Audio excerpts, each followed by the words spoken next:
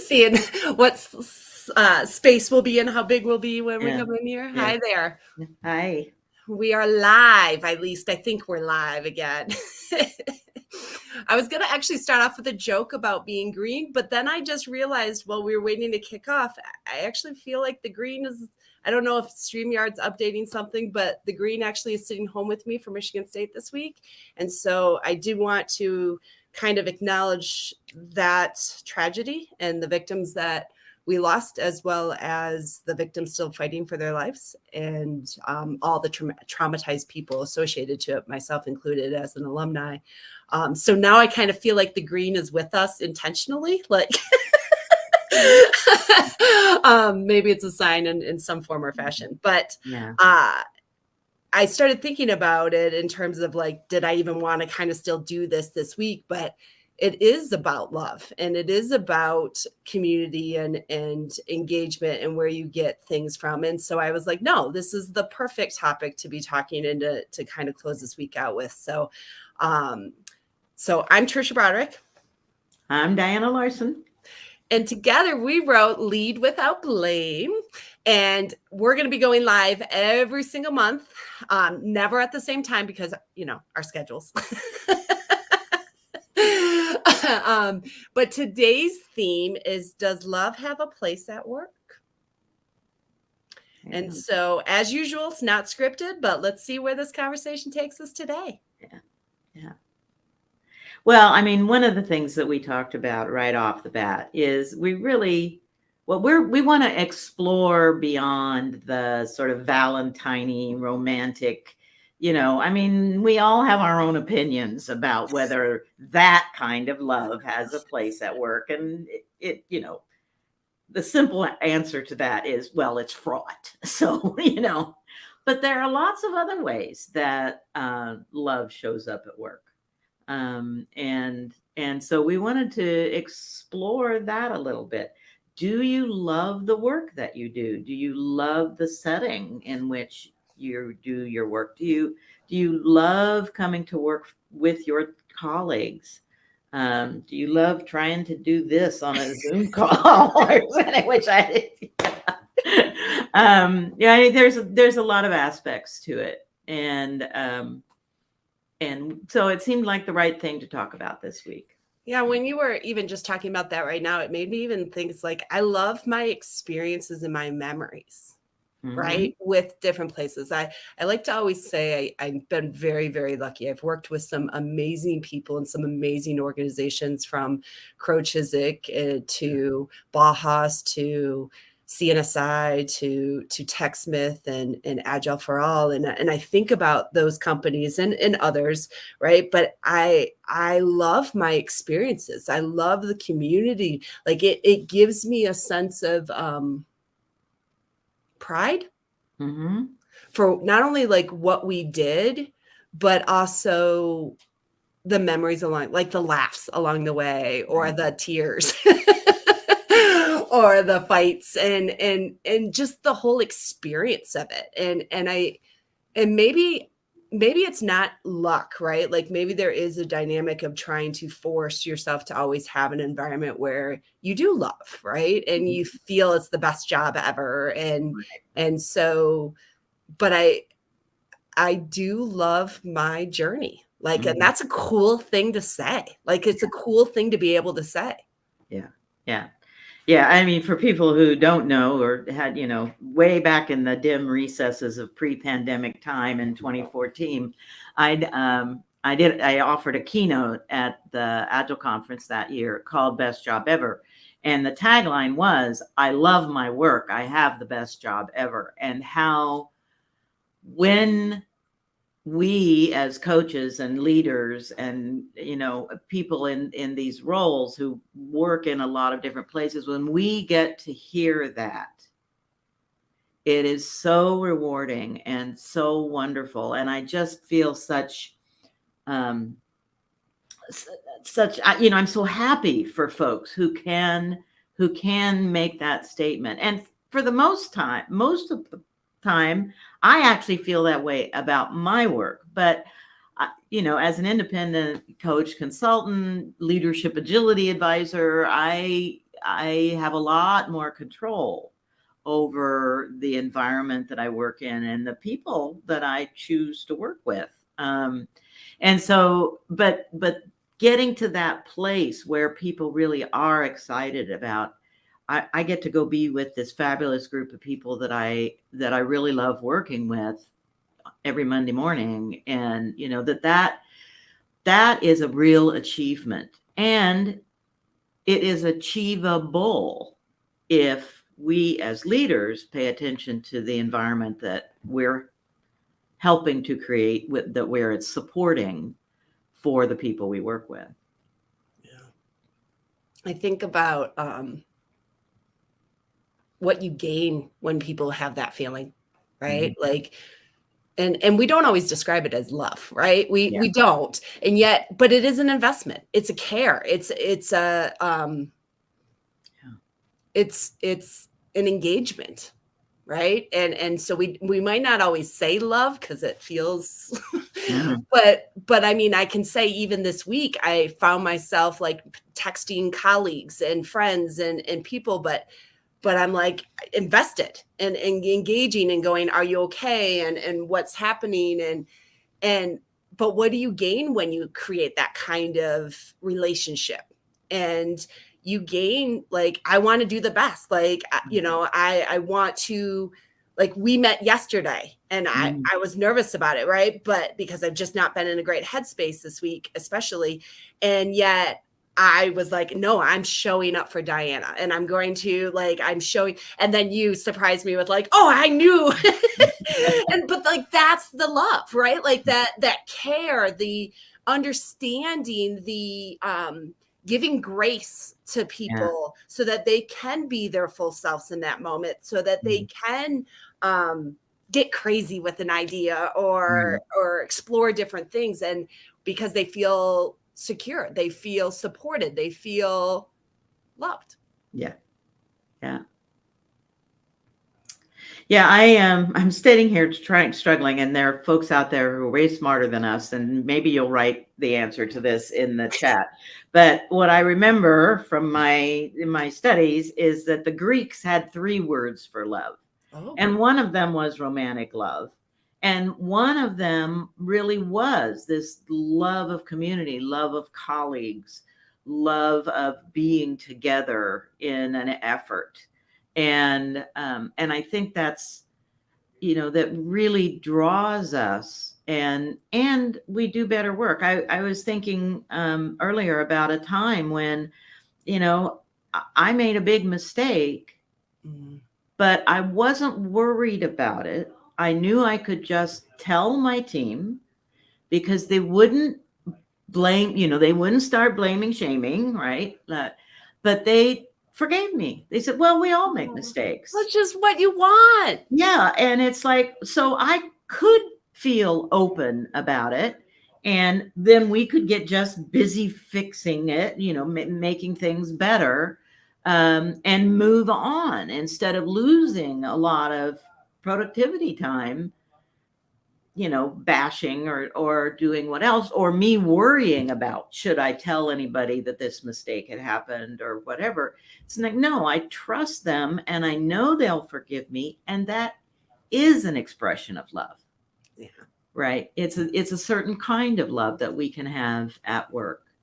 And, it goes beyond Valentines and although that's all fun too. Well, I think, even with us trying to really highlight that right now, right, is because there's such this like over the top, like it's business, it's not personal, or the exact quote, and we actually highlighted in the book, but that's from a fictional movie.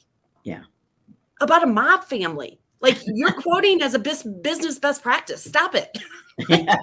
And the reality is it does have this dynamic with it. Like I go above and beyond. I see Toby just put in this in chat, like it drives Toby, and it, like, I have that same feeling. It drives me to want to do the best for, and help and engage and collaborate and be successful. And it's what kind of motivates me a lot of times to go above and beyond. Right. Like even like right now, I have a bunch of tasks that I have to get done. I'm like, yeah, because I'm not connected to other people and feeling that sense of responsibility, that sense of connection. Right. And we're so afraid to call it love, right? We're so Right. afraid to give it any kind of weight. Yeah. But the truth is, like, I love you. Like, and I mean, but we're so like, we can't say that kind of stuff. It's like, no, I can. And it's what helps lift me up at times. It's what helps me drive forward. It's what helps me feel safe in a mistake, right? All of these things. And I want more of it. Right. Right. Well, and I think about, it just made me think about Edgar Schein, who is one of my mentors, one of the thought leaders I have revered. The first person, well, he was in a pair, but the first pair of people to write about individual psychological safety and the importance of that at work. But he, in his series of Humble books, I can't remember which one, but I think it's in the Humble Consulting book, or maybe Humble Leadership, but I think it's Humble Consulting. He talks about 3 levels of relationships, and how there is this level of relationship where we are really at arm's length. And then there's a level of relationship where we just kind of figure out how to work together. And then there's a level of relationship where we actually get to know something about each other's shared hopes and dreams and fears, and can support each other, even in a client consultant relationship, or even in a relationship that we wouldn't, a boss employee boss relationship, that can still exist. We can still know some things about each other and make our relationships richer as a result of that, cut each other some slack, support each other in achievement, lots of those kinds of things. If we go for that richer kind of a relationship in our work, and I value those kinds of thoughts that Edgar Schein has brought to our community. He was an amazing man, and I'm Oh, that'll be enough of that. But I can go on and on, but I'm not going to. Yeah. But that's the dynamic, I think, in a lot of cases where, the benefit for an organization, right? If you love your job, like Angela put that, in the comment that she's been searching for that and finally found it with her current position. Like, chances are Angela's been telling everybody about how amazing this organization is. Angela's been telling everybody about how amazing the team is, or how she's finally found like excitement and love for her job and stuff. And that's word of mouth, right? Like that's the best kind of marketing. That's the best kind of branding. That's the best kind of dynamic. And it is a powerful thing that I don't think a lot of organizations value as much as they should, or leaders value as much as they should. It's like, who cares? This is a team. We got to focus on the delivery. Yeah, but the team does the delivery. Right. And at the end of the day, the team wants to come in, and if they're like excited and then they're recruiting other people, they're even more incentivized to make sure that it's strong and it's powerful. Yeah. It's always interesting to me how people want to characterize this kind of thing. And I remember a conversation I had one time where I had previous conversations with someone who said, oh, all that stuff, the retrospectives and being introspective in your team, and worrying about people's feelings, that's all so fluffy bunny, right? And then I encountered this same person a couple of years later at a similar event, and they said, oh, I've been wanting to talk to you, in this time, I went from being a senior developer, and I got promoted into management, and I really wanted to be a good manager for my team. And what I'm realizing is that it's all fluffy bunnies. It's all about the relationships, and all about and how practical that giving that stuff attention really is. I mean, sometimes people call me a pragmatic visionary, or a visionary pragmatic, or whatever, and I am very practical about stuff. But you can balance these two things. You can balance the love and the practice, and they work together, because they make a better workplace. And when people, as we know, when people are engaged, they perform better.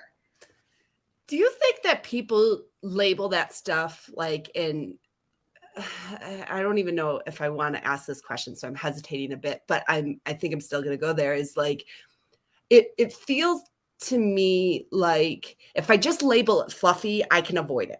If I just label it fluffy, I can invalidate it and dismiss it and not work on it, because I'm not emotionally intelligent as strong as I would want to be. Or in some cases, I haven't seen the value of it yet. So it's easy for me to dismiss and invalidate.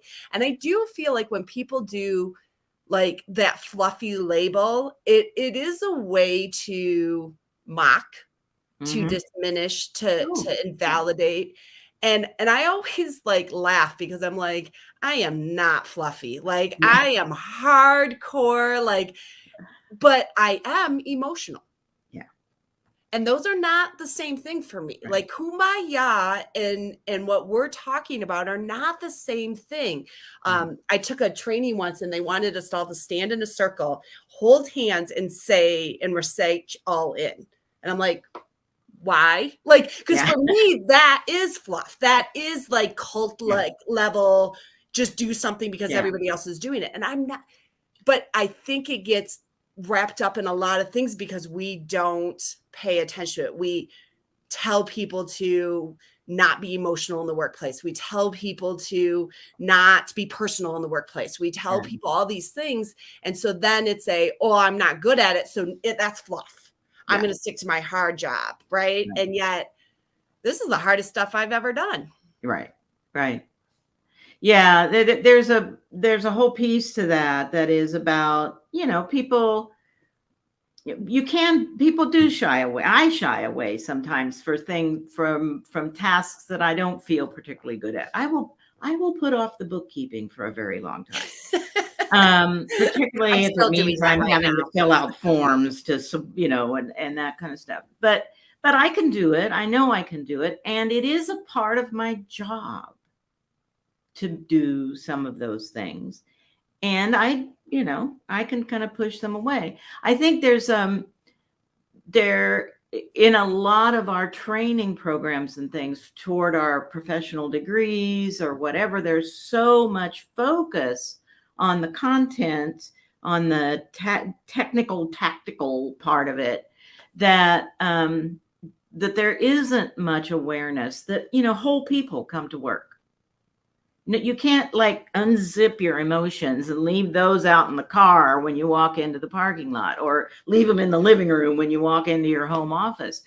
There's a whole person comes to work, and whole people have emotion and have those hopes, fears, desires for achievement, for success, whatever that might be. And the more we know that about each other, the better we can work with each other. And and not everybody grows up in a family where that's naturally nurtured, or and so it does become a skill. It does become a skill set and an awareness that we have to build. And there's lots of those involved in our work, and there's no shame in not knowing, but there is disappointment when you want to refuse to acknowledge, or refuse to know, or refuse to learn. That's a problem. Yeah. that made me think of, along with Toby's comment of risk and danger. Yeah. So I'm the same. You hit the same, Tricia, no matter who's in the room. Yeah. Like there's, I've been told that might be a problem sometimes, Yeah. but you get the absolute same, Tricia, no matter who's in the room. And I am emotional, right? I am loving. I am invested. I'm all these things, right? And one of the dangerous parts for me, and I actually didn't think that this was going to come up today with it, but I'm going to go there with it, is by being this person, you know, there's dangers in terms of people who in the organization are not comfortable with it and will label you in bad ways, right? Like, oh, she's too emotional, or she's too this and that. But there's also the danger and the risk that I've experienced personally of then going, she's having an affair, she's sleeping with this person, and just because I'm in a caring relationship, but you can't possibly be in a caring relationship with another person and not have it be a romantic. It's like, what are you talking about? Like, but there are dangers of it, right? There are consequences a little bit sometimes. And I want to do honor that reality for a lot of people. I mean, I've experienced it. It's like, oh, she's super close with this person. They're partnering together. They must be sleeping together. And it's hurtful every single time. And I have to make a choice. Like, do I want to shut myself off? Do I want to put up all those walls? Do I want to lose all the benefits of being that person in the workplace and creating that? And the answer is always no, but it does have a dynamic because it is so uncomfortable for a lot of people. It is so foreign to people that it's easy for people to gossip. It's easy for people to mock and hurt others related to it. And so that's a dynamic that I think for me, I've had to love more to counter that. Yeah. Yeah, that's an interesting observation about needing to love more so that folks don't misinterpret or to, you know, kind of keep that misinterpretation away Yeah. Because I think when I have like, oh, I'll stop hanging out with that person as much, or I won't collaborate with that person, that just increases the gossip, right? Because see, they were doing something. It's like, no. And I wait it out. I've learned to wait it out, like, because it wasn't ever true. So I wait it out a little bit with those things and know that, but I have to get more secure with, like, I know what the benefits are of bringing that type of a relationship into my work, into my job, into my environment. Yeah. And I don't want to work any other way. Right. But it's not without some challenges. Yeah, you're right. Well, and, you know, I mean, that the challenges take us into some of the ways that we express how we love each other and or care about each other if we're avoiding the word love. How do we express how we care about each other? And, you know, the folks who say, you know, you can't touch each other at work, you can't, you know, that because people have misused touch at work. Right. And so now we're going to say absolutely blanket, no, we can't do any of those kinds of comforting gestures or, oh, I'm so glad to see you gestures with people that we know are open to it. Yes. And so I think there's a lot there too about part of the care is learning what are people open to? You know, are you a hugger? Are you not a hugger? If you prefer, you know, bumping elbows, what, you know, fist bump. What would you like to do instead? To just acknowledge that we see each other and we're, you know, good morning. I'm glad to see you again today. However, or, you know, at this conference or whatever it might be. I mean, at folks who go to Agile conferences, I gotta say, people who've been to a lot of Agile conferences have gotten really good, most of them, at, okay, are you a hugger? Are you not a hugger? Because lots of hugs go on at Agile conferences. But between people who are welcoming, right? Yeah. I'm not, like you were talking about the kumbaya thing lately. I'm not a big fan of the group hug. And I'm particularly not a fan of the coerced group hug. Ooh. Right? The, okay, come on, everybody, let's, tighten. It's like, well, wait a minute. Let's check in to see. I mean, if this is a group I know and this has happened before and we all reckon, that's one thing. But like in a public training, when this is the first time I've met any of these people, it's like, they seem nice and I like them, so far. But am I ready for a group hug? No. I mean, hugs for me feel more personal than that. I'm a personal space invader, so I have to be really careful. I'm a big hugger. I'm a big thing. I mean, actually, it makes me laugh. I remember a moment with Toby at one of the conferences where we saw each other and then we did like the slow run across the room and then jumped into each other's arms, like, but it makes me happy. So, but for other people, what is that? That's between friends. That's between people that care about each other and what that means. And so like that doesn't mean everybody has to do that by any means. And that's, I think the part of it is just like there is no one love that's the same. That applies in the workplace too, and it applies between different relationships and what that means, and embracing it more as we go forward with. I mean, especially in a world like we're living in today. Well, in the 60s or the 70s, I think it was the 60s, there was a song, "What the World Needs Now Is Love, Sweet Love." Are you going to start singing? No. In my head, but not out loud. I don't know if we have to license that if you did. But that's, that it's always true. We always can use more of these, more connectedness, more sense of, I'm an old person, so I have all these old memories.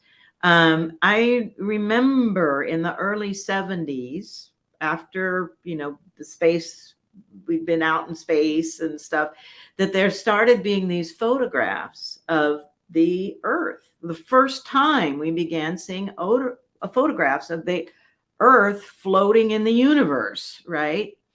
And people saying, we're all on the same boat. We're all on the big blue marble together.